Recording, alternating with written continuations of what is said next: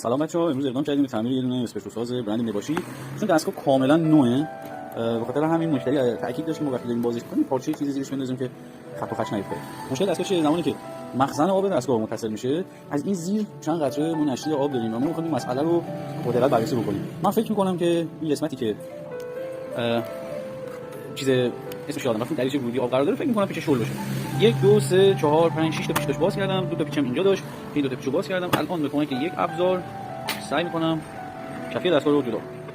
خب کفی دستگاه رو در آوردم و رسیدم به دقیقاً جایی که مشکل اصلی ما قرار داره.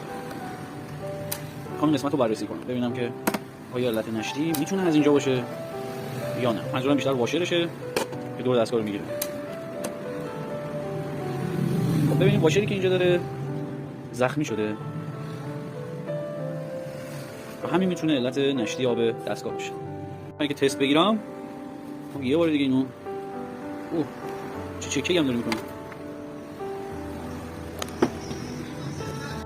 خب من این قسمت دستگاه رو جدا کردم و جلو ورودی آبشو میگیرم مجدد، برای اینکه اونجا دستگاه برعکس بود و خطر زیاد داشت. خب همینجور داره آب قطره قطره نشتیشو میده.